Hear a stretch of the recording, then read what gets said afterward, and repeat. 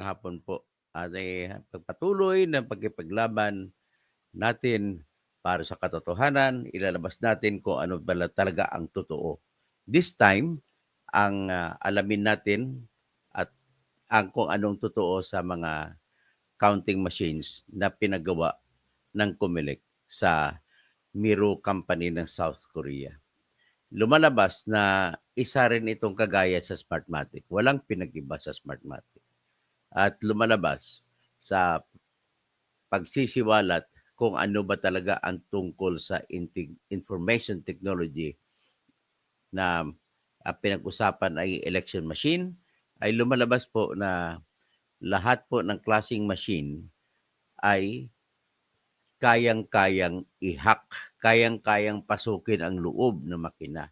At kung papasukin mo ang loob ng makina, kayang-kaya kahit may password ka pa, kung may cellphone ka, gaganito, cellphone, papasukin lang yan pag nakakonect sa internet. Kung gusto talaga pala pasukin ng mga hacker na magagaling, kagaya kay Atty. Respicio, kayang pasukin. Kag itong iPhone 16 Pro Max, kayang pasukin yan.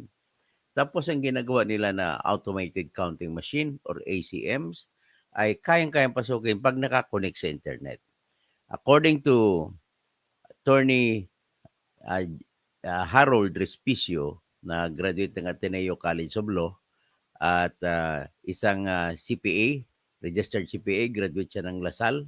So parehas siya ng aking pamangkin na Lasal, graduate din sa CPA, pagka-CPA, at matalino. At nagtrabaho siya sa kumpanya ng auditing firm na one of the best auditing companies in the world. In the world, hindi lang sa Pilipinas, in the world. At doon niya natutunan, naka-assign siya sa departamento at nagtrabaho siya doon ilang taon sa pagbibigay ng seguridad sa lahat ng klaseng na makina ng kanilang mga kliyente, na kliyente nila ng mga kumpanya. So kailangan din po na yung inyong mga ginagamit sa kumpanya ninyo na mga nakatago, yung mga detalye, magkanong binenta, kung sino mga kausap ng mga customer, ay kailangan nakatago at hindi ma-hack para hindi ko hanapin ng kalaban kung sino-sino ang inyong mga kliyente at talagang sisindikatuhin kayo, kukunin ang inyong mga ang inyong mga customer. So para hindi kayo mawala ng customer, ay ang gagawin niyo ay depensahan ninyong inyong computer. At batas na pala yan sa ngayon. Dati, old, kabit-kabit lagi sa internet. So ngayon, ang batas ngayon ng lahat ng computer sa buong mundo, kung meron kang sistema ng computer, ay hindi dapat nakakonect yan sa internet. So, ibig sabihin may segmentation. Kung meron kang website, may segmentation yan. Ang pinaka buo ng yung website ay dapat hindi na papasok. So kung magbukas ka ng website halimbawa ng Inquirer, makikita mo diyan yung ibig sabihin iyan yung mga decrypted na ipinakita, makukuha ng mga publiko. Pero pag pumasok ka dun sa mga inner, sa bahay, may compartment na isa, hindi mo na mapapasok yun. At hindi mo na malalaman ang mga passcodes na ginagamit ng isang website. In the same manner, pareho din yan sa mga makina na ginagawa sa para gamitin ng COMELEC sa election. At in the same manner, pareho din kung may laptop ka, kayang pasukin basta nakakonect ka sa internet. At kung talagang gustuhin ka. Sa ngayon, ang puntos po ni Attorney Respicio ay dahil yan po ay eleksyon, kailangan isaisip natin na marami ang gustong pumasok sa computer ng COMELEC para baguhin ang score ng mga botante, ng mga kandidato, para manalo yung kani-kanilang mga kandidato. In the same manner na sa susunod isiwalat ko ang tanong at sasagutin ko ang konklusyon na yung nangyari noong 2022 May 9 elections ay nadali dahil sa ano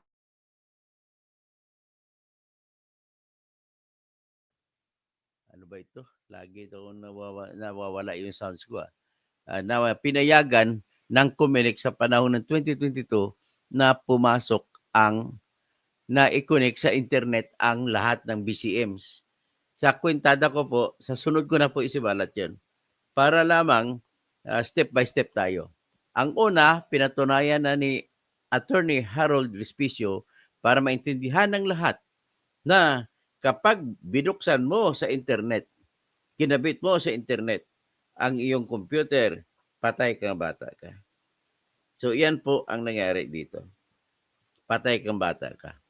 So, ngayon, ang hinahanap ni Attorney Respicio ay isang assurance mula sa COMELEC na dapat ay hindi i-connect ng mga teachers ang kanilang mga ECMs sa tinatawag na internet. Iko-connect lamang nila ito kung magpapadala na sila ng resulta. Dapat ang gusto ni Attorney Respicio yan. Tapos, ang sinasabi niya, pinupunto niya ang resolution number 11098 ng Commission on Election na kung saan hindi nakabanggit ang utos sa mga teacher na huwag i-connect sa internet ang mga makina bago magpadala ng ano. Kailangan i-connect lamang kung magpapadala na ng resulta sa COMELEC server at saka transparency server at sa mga board of canvassers. Ganun lamang po. That was the only time.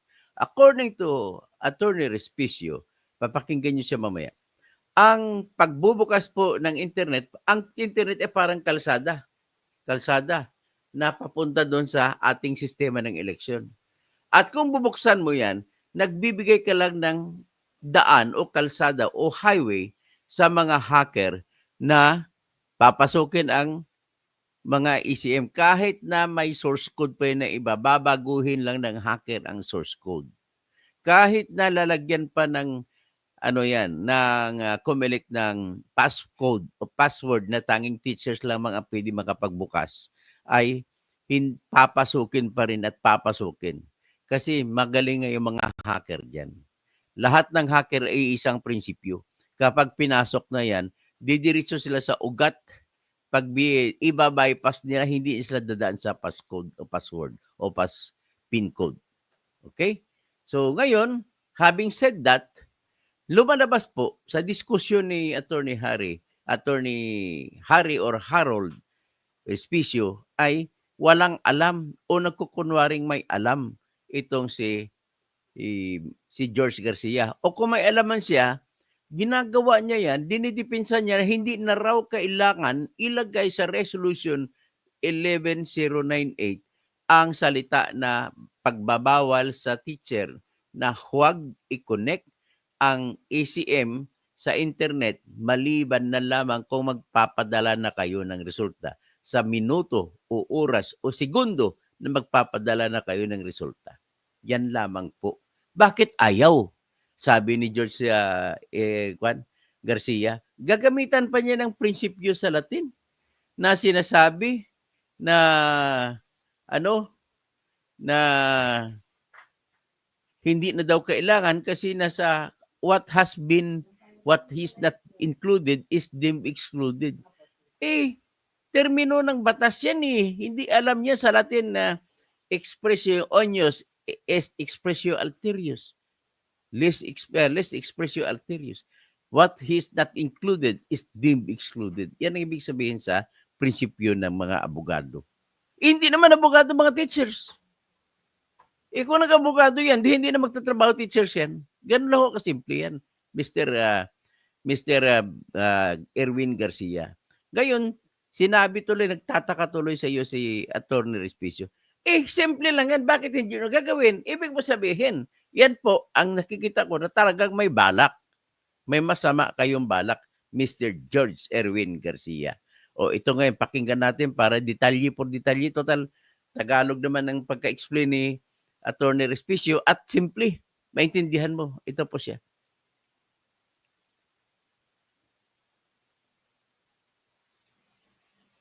O ito punto por punto, binalibag niya si Mr. George Garcia.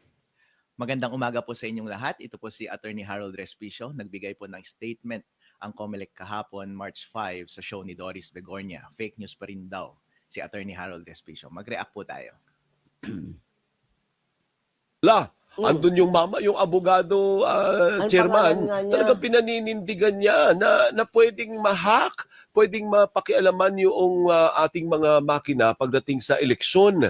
Talaga naninindigan siya. Hackable ang sabi Oo, niya. tsaka kinasuhan daw siya dahil talagang parang pwedeng mangyari yung kanyang akusasyon. What do you Tama. say, Chairman? Una, hindi ko po tatalakayin yung mismong kaso sapagkat syempre nandiyan na po yan sa prosecutor's office ng City Hall ng Manila. Pero doon lang po sa sinasabi niya, ang sabi po niya, kasi Sir Alvin, Ma'am Doris, dinala namin sa inyong istasyon ang ating mga makina at yan po yung na-demo natin on the spot talaga pagkaaga-aga nung sa programa po ninyo. Una, ang sabi po niya, yun daw po kasing makina ay nakakabit sa internet mula umaga hanggang gabi sa araw ng eleksyon.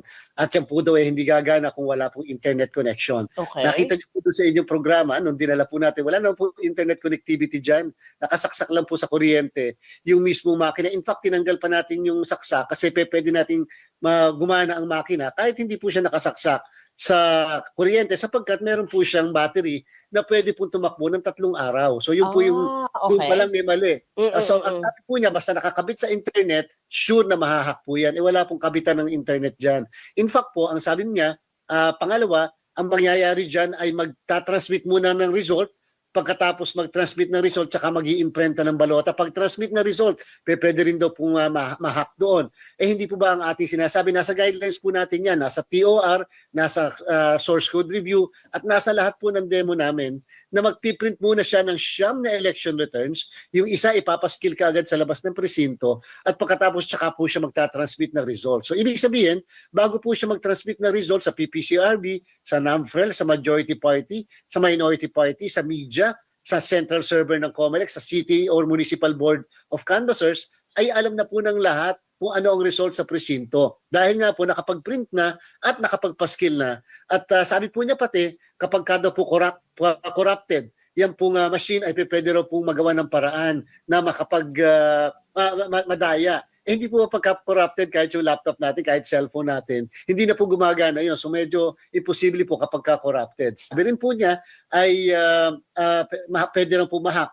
Para po sa kaalaman ng lahat, hindi po tayo naka-public connect, tayo po yung naka-private private po ang ating pong internet sa transmission, and therefore hindi po siya pwede yung ano po yung sinasabi niya. So doon pa lang po sa mga bagay-bagay na yun, medyo may mga mali po doon sa mga sinasabi niya. Kaya tama po yun. Ang sabi naman niya, pwede makipag-ugnayan kami. O tama po yun, makikipag-ugnayan po kami sa kanya. Pero yun nga po ang dami na po niya kasing nasabi, hindi muna niya kami tinanong sa mga bagay na yan. If you are super confident na hindi Ayun, yun po yung sinabi ni Chairman George Garcia. Wow! Aba na, bago natin pakinggan si Attorney Harold, nais ko lang sabihin, sabi, bakit maraming nagko-comment, may pikit mata si George? Meron bang pikit mata na malaking mata? Pasensya ka na, George. Hindi ko naman yan, gwapo ka naman. Kaya lang, ang laki ng mata mo, para sabihin natin nakapikit ka lang. Pakinggan natin si Attorney Harold Respicio. Enter! Attorney Harold! Mas magaling mag-fake news si Chairman George Garcia. Ang galing niyang magsabi ng mga bagay-bagay na hindi ko sinabi. Okay ha? Magaling mag-fake news. Mga bagay sinabi niya, hindi naman nabanggit niya. Nilalagay mong salita sa bunganga ni Atty. Respicio, hindi ba nasasabi? Di ba? Sanay ka naman sa magaling ka na abogado. Lagi natin sinasabi sa loob ng korte. Pag mayroong isang testigo, magbabanggit na sinabi ni Juan ay ganito, ganito. Sasabi kagad ako. Kung si George says, objection, Your Honor. You are putting your words into the mouths of my client. Ganun, nagkakasimple. Pakinggan natin.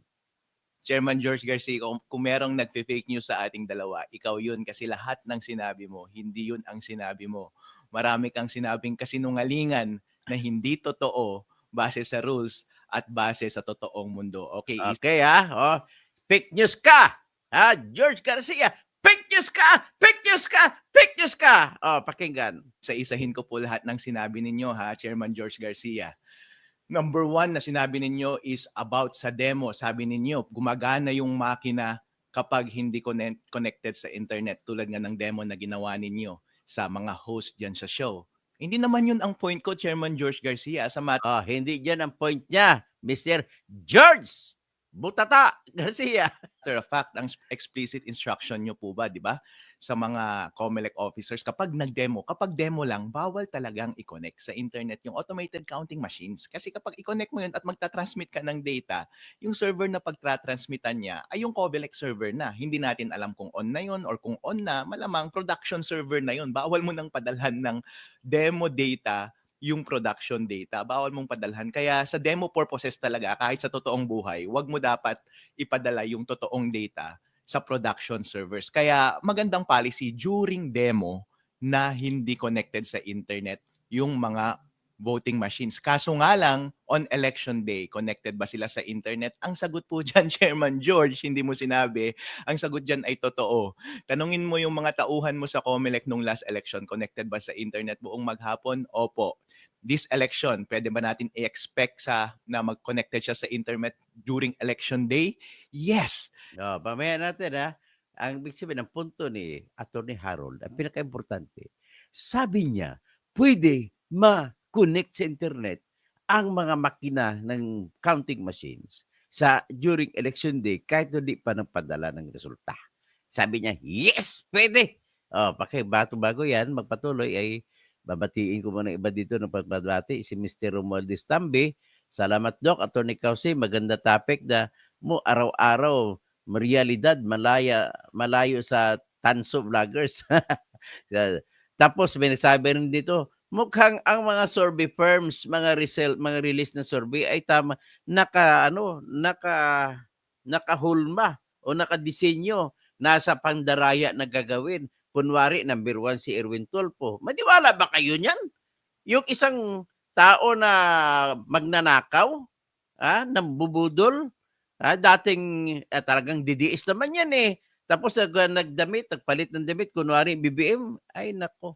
So, maniwala ba kayo number 1 yan? Maniwala ba kayo Ben Tulfo number 4 o number 3? Ay nako, maniwala ba kayo si Bungo number 2? Maniwala ba kayo Lito Lapid number 3? Ay nako. O sige, babatiin ko si Pipito Duran Harold para ipaalam sa mga teacher, hindi tulad iba diyan para takot kahit may kahit may amoy nalala sa elections. Sorry, BBM or DDS senador, booking na sila na lang ang nagkwento-kwentuhan dito. Sila na lang naglalaban. Wala na may magkandidatong senador. Naku naman, sayang naman kandidato ko si Heidi Mendoza, si Franz Castro, si Atty. Luke Espiritu, si Atty. Sani Matula. Sayang naman kandidato ko na magagaling. Ay nako. Jojo Diestra, number 83 likes Al-Ulalya, nagsasurvey ang mga survey firm sa mismong dikta ng COMELEC. Tama. So Ria Dorulyat, wow Garcia, akala mo naman IT expert ka. Halatang gawa-gawa mo na sinasabi mo, wala kang alam sa mga machine, sa mga computer, magpaliwanag ka. Tapos, yung IT expert na si Atty. Harold Respicio, siya pa ang fake news? Di ako papayag. Kung tatakbo ng pagkasenador to, bata pa kasi, hindi pa siya kwalipikado mag-senador. Takbo ka sa sunod. Okay. Tapos si Jojo Distro, tapos Joey Castillo, sana nangyayari sa last presidential election, hanggat si George Garcia ang chairman ng COMELEC, mahirap mapagkatiwalaan ang election result. Kaya nga abangan nyo sa sunod kong vlog, ipapakita ko sa inyo ang pruweba na buong araw nung election day nakakonect ang mga BCMs o vote counting machines sa internet. Ay, papakita ko. Tapos Jeff Bartolome, pabati naman. Binabati kita, Jeff Bartolome. Si James Ripazo, fake news. Okay. Tapos Iñaki Burla, Atty. Respicio is in the right direction. Every word that comes from his mouth is supported by his truthfulness. Seldom could see a person with honesty and his feeling of integrity, a fighter with proficiency and a lawyer with dignity and furthermore, a certified public accountant with vast experience in the field of information technology. This individual needs support in his fight, our fight against manipulator George Irwin Garcia. Al-Olalia, pati survey firms, damay diyan. Minaniobra lang pati survey. So, unang minaniobra, survey, tapos eleksyon. Jojo Diestro, blessed good afternoon po everyone. Enrique Mantili, Garcia, ganyan din ginagawa mo nakaraang eleksyon. Ngayon, buko na, kalukuhan mo, Attorney Harold, magaling yan, expert yan, kaya kabisado niya yan, Garcia, magkano ba babayaran sa'yo? Diyan, sino naman ang papanalunin mo? Siyempre, lahat ng BBM, Hill Kainglet, bantayan mabuti ang Comelec, di yan ginagawa mabuti. Ginawa rin nila noong 2022. Marisa Quijano, Al-Olalia, Alexis Lerio, kailangan talaga ang may kaalaman dyan na si Attorney Harold Despicio sa kalakaran o abilidad o palakad ng Comelec. Si Sir Attorney Harold Despicio ay isang abogado. Bukod dito, siya ay IT expert din at CPA pa. Kamagaling itong si Attorney. Ano mo, dapat siya ang in-appoint sa Comelec, commissioner eh. Dapat chairman ito eh. Bautista Jones, baka may something, Dr. Toto Kausing, kaya sinampahan ng kaso. Jeff Bartolome, ano mo, pagsampa ng kaso, akala niya matatakot. Kagaya ko, hindi pa ako natakot ng kaso-kaso. Manhead na ito. Napadisbar nyo na nga ako eh. Ano pang tatakutan disbarment? Di ba? Ganun lang yan. Si Etnad Sayer, nabulol si Garcia. Shout out, pati kay Glenda. So, Al-Olalia, bro, sunny day. Tapos si Hermes Sasil, hello Garcia. Tapos, Dante Reyes, alam yan ni Garcia, siyempre, para magawa ng gusto lang gawin. Hermes Sasil, sinyales na mapagsinungaling, pikit ang mata. Benny Lamilla, pikit ba? Yung laki ng mata niya, pikit ba? Armando Abilla, binibisto kasi ni Atty. Respicio ang katangahan ng Comelec. Sunny day, Imornibal, magandang hapon dyan sa La Union. Dante Reyes, isang mapagpala at mapagkatotohanan ng hapon po. Ay, kay John Santa Maria, magandang hapon po. Kaibigan namin si Barangay Chairman dati, si John Santa Maria. At magandang hapon din pala kay Councilor Rani Ludovico na minura niya. Interviewin kita ha.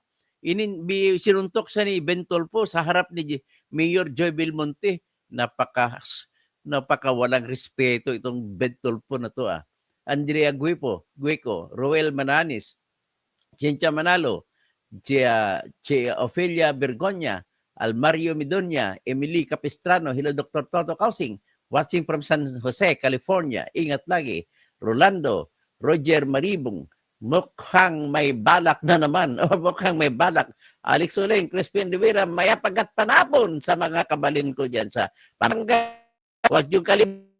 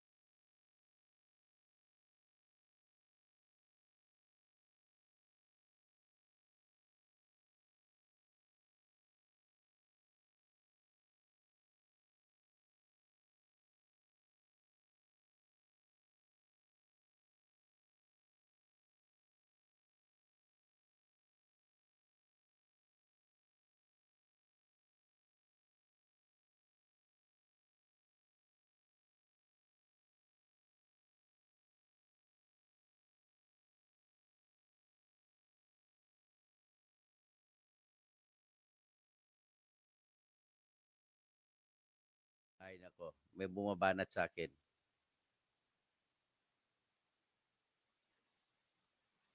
Okay, diretso tayo. Ipakinggan natin si Attorney Harold. Kasi nga naman, doon sa reels ninyo, walang explicit na nakalagay doon na sinasabi na i-disconnect mo muna at saka mo lang i-connect kapag magta-transmit na ng data sa Ibig sabihin, ang pinag-alalahan ni Attorney Respicio ay yung sa rules of procedure na ginawa ng Comelec para po sa pagpatakbo ng eleksyon sa araw ng halalan mismo na may tungkulin para sa automated counting machines ay hindi nyo po nilagay dyan na bawal i-connect sa internet bago magpadala ng resulta. Ang puntos niya dapat para matigil yan kasi maraming mga teacher hindi naman yan may alam, walang alam sa IT yan. So natatakot mo yan sa Comelec mga teacher, baka hindi sila swelduhan o baka administrative case mo sila, matatanggal pagka-teacher. Kaya siyempre, pag wala ka nilagay, matatakot siya kung may ibang tao makialam, ikabit sa internet, gamit pa naman ng Starlink na kahit sa lugar na walang internet ay makukonek sa internet, nako, patay tayo. Kaya iyan ang gusto niya mangyari. George, isulat nyo na kasi. Ilagay nyo na bawal, sabihan sa teacher na bawal ikabit ang computer, ang ACM or automated counting machine sa internet hanggat hindi pa nakapag-imprinta ng mga resulta sa loob ng mga presinto. Tama? Correct? Mas correct dito. Huwag mo sabihin na dahil sa prinsipyo ng batas, what is not included is deemed excluded. Hindi naintindihan ng mga teacher yan. Kailangan ng mga teacher, spoon feeding. Alam kasi IT pinag-usapan, hindi naman math yan, hindi naman physics yan, hindi naman science yan tinuturo kasi kabisado ng teacher yan. Mas magaling pa sa iyo sa math yan. Pagdating sa geometry, pagdating sa mga college teacher, sa mga professor, kabisado kahit ako magtuturo, calculus, kahit integral calculus, kahit double calculus, double integration, triple integration, kahit ilang integration, kayang-kaya ko magturo. Kaya ko rin magturo sa trigonometry, sa geometry, lahat-lahat. Kasi engineer ako. Pero ang teacher ay hindi engineer.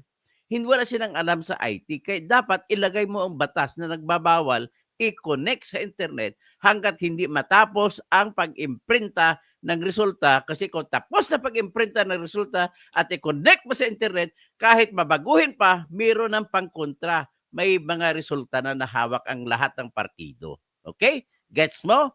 Kung hindi mo gets, ibig sabihin magdadayain mo eleksyon. Pakinggan natin sa Atty. Respicio. Mga servers ng Comelec. At tinanong ko rin yung mga Comelec officials, given this handbook or rules ng Comelec ngayon about sa paghawak ng voting machines, sa tingin mo ba dapat mong i-disconnect? Sa tingin mo ba connected buong araw yung voting machine sa internet on election day? Sabi nila, oo, kasi wala namang instruction sa akin. Taga-Comelec man mismo nagsabi ha. Sa tingin nila ay connected sa buong araw sa election day ang BCMs. Tuloy. Natanggalin yung internet connection dun sa voting machine on election day. Kasi as a matter of fact, days before ng botohan, merong troubleshooting na ginagawa. Lahat, including ng internet connection, ay itetest. Iko-connect mo na kaagad siya sa machine. At kapag okay na yung pasok niya sa internet, ibig sabihin, wala ka nang gagalawin sa machine. Ililigpit mo yung machine, wag mong gagalawin. Pagdating ng election day, i-on mo na lang yung machine. Wala ka nang gagalawin dun sa internet connection. So, ang point ko dun is, pwede mong i-deduce talaga na connected siya sa internet throughout the day. Ang point ko dun is, dapat maging explicit sa rules natin na on the day of elections, dapat may instruction doon sa rules ninyo, Annex B ng Comelec Resolution 11098, na nagsasabi doon na on election day, i-disconnect mo muna sa internet yung automated counting machine at i-connect mo lang siya after printing ng election returns. Yun lang po ang point ko, Comelec Chairman. Kasi kapag hindi mo ginawa yun, kahit tanungin mo lahat ng mga teacher ngayon na nagbabantay ng mga presinto natin, hindi naman nila alam about sa IT eh. Hindi nila alam masyado tong issue na to. Siyempre, kung walang instruction, hindi nila gagawin. At kapag voluntaryo silang tatanggalin yung internet connection, sila pa ang madadali, sila pa ang papagalitan mo dahil gumagawa sila ng isang bagay na wala sa rules ninyo. Isa lang naman ang hinihingi ko, Chairman George, ang dami mong sinasabi na hindi naman mahalaga sa issue natin.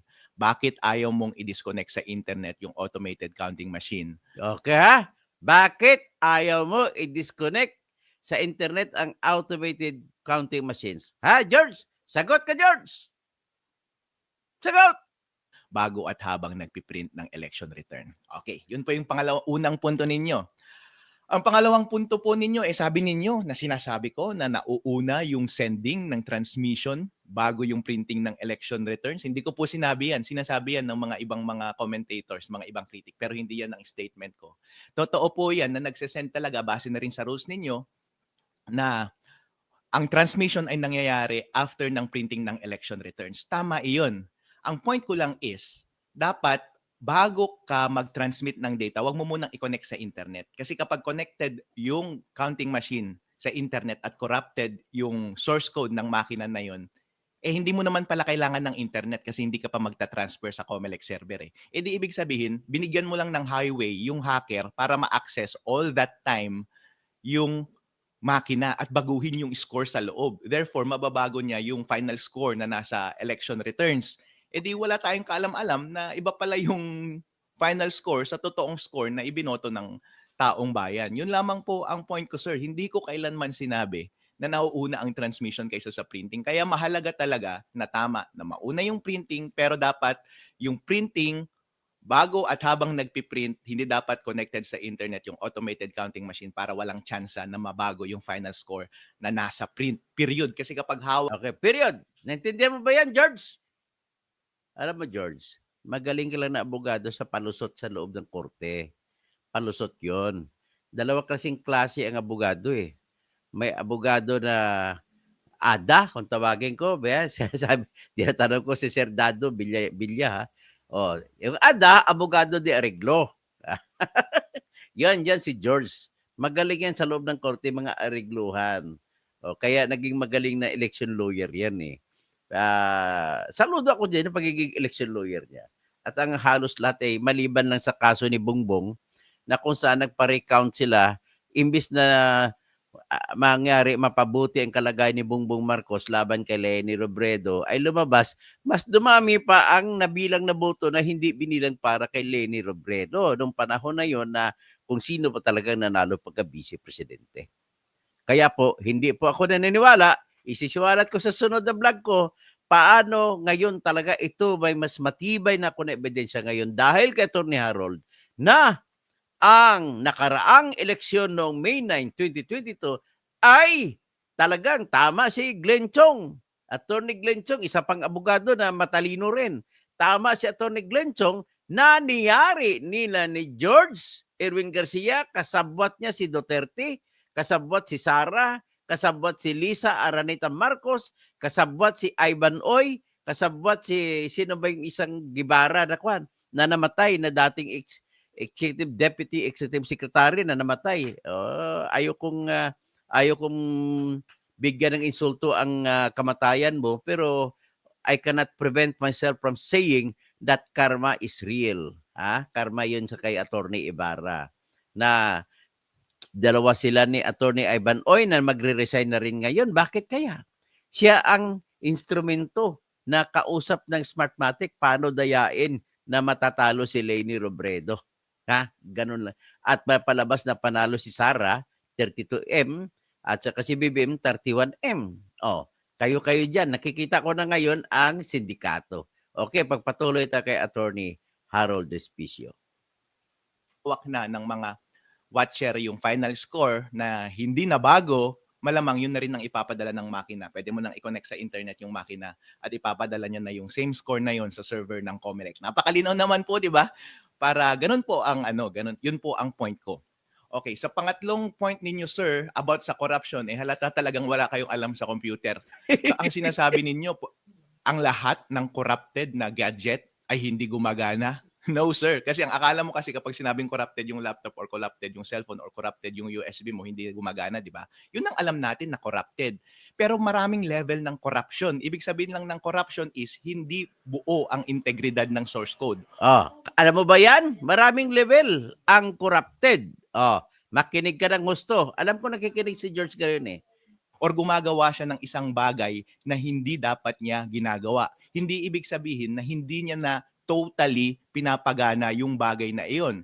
Ibig kong sabihin ay, habang ginagamit mo yung automated counting machine, for all intents and purposes, mukhang gumagana pa rin siya ng maayos. Pero hindi natin alam na merong idinagdag na daanan para sa isang masamang tao para manipulahin or magbigay ng instruction sa makina na yon habang connected yung makina sa internet. Yun po ang ibig sabihin ng corrupted. Kaya po doon sa nung January nga merong demo na pinakita sa Senate, 'di ba? Yung cellphone gumagalaw kahit hindi mo ginagalaw dahil na-access siya remotely. Eh yung cellphone na yun, gumagana pa rin, hindi ba? Pero corrupted yung cellphone na yun kasi merong gumagawa siya ng isang bagay na hindi dapat niya ginagawa. Kasi kapag hindi hinahack yung cellphone na yun, gumagana naman siya, hindi mo alam na may nagbabantay na pala sa'yo. Akala mo ang safe na safe ka. Corrupted siya kasi kapag gusto pala ng hacker at connected sa network yung cellphone na yun, pwede niyang galawin yung cellphone na yun. At nakikita mo nga, ginagalaw yung cellphone na yun. Kaya nga po, kapag basta ang isang makina ay corrupt, ay gumagawa ng isang bagay na hindi dapat niya ginagawa, kahit hindi pa niya ginagawa yung masamang bagay na yun, pwede mong sabihin na corrupted. Chairman George Garcia, ikaw ang fake news. Halatang-halatang wala kang alam sa mga bagay na to. Mas maganda siguro na imbita ka ng IT expert at magdebate kami. Kakahiya yan, ha? Very good lawyer pagdating sa election law. Ha? Eh, ikaw ang fake news, ikaw walang alam. O, hinahamon kayo ni Attorney Respicio. Debate, ilabas mo ang pinakamagaling na IT expert ng COMELEC. O, kami, audience kami, papalakpak kami doon.